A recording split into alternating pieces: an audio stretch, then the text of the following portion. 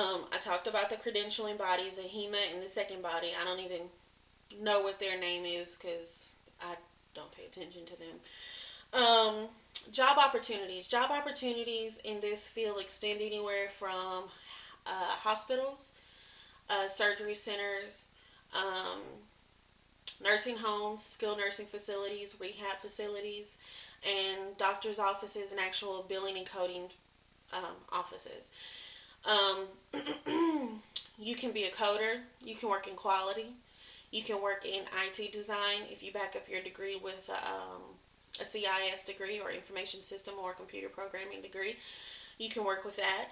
You can work in case management. Some hospitals, instead, along with nurses for case managers, they use RHITs or RHIAs because we basically work from the same body of knowledge. You could be a manager or a supervisor or even a director of the entire department. Most health information management departments are broken up into three bodies. You have your coding portion, which is where all your coders are. And in your coders, you're going to have your inpatient coders, outpatient coders, and most likely an ER coder.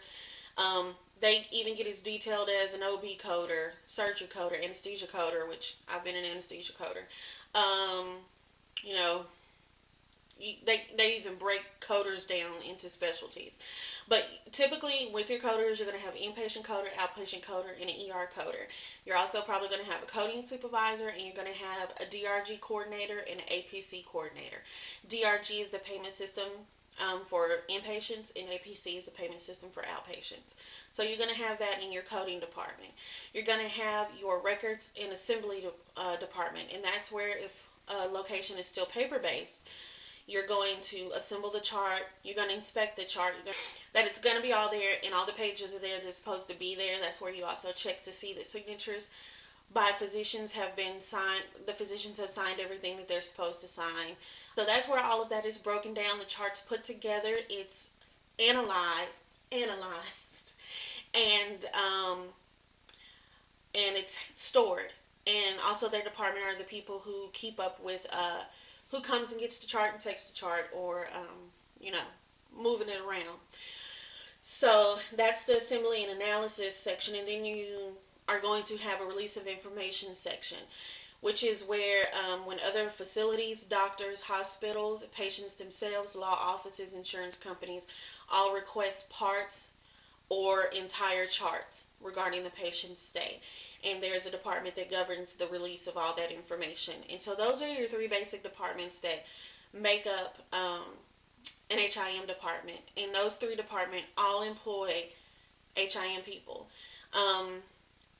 Some of the first frontline staff may not be credentialed people, but your supervisors and managers and directors of those departments will all be credentialed people. So most RHITs necessarily don't want to go back and become RHIAs, but they get their bachelor's in some kind of field that can help advance them in the H.I.M field, which could be accounting, finance, information systems,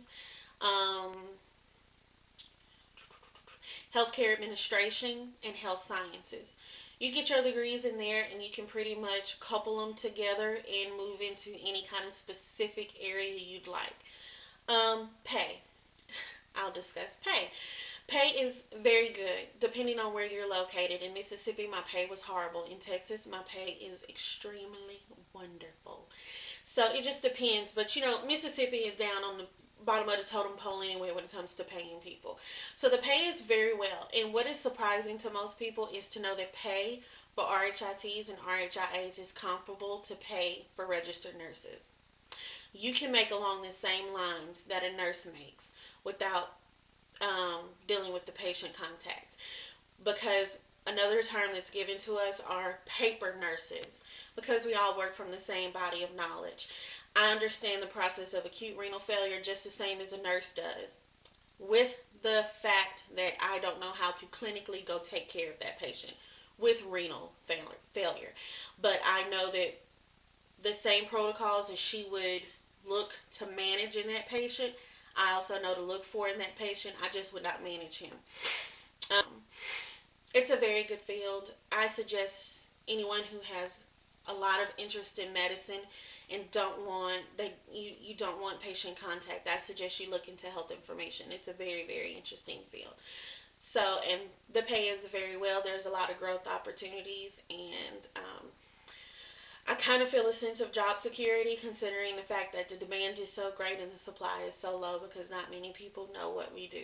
So, now that you know what we do, if it's something that interests you, I will put, I'm new to this, so I haven't gotten the directions straight yet, but information will be in one of these boxes.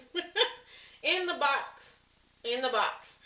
So, if you have any questions regarding H.I.M, please comment, or you can email me through YouTube regarding your questions.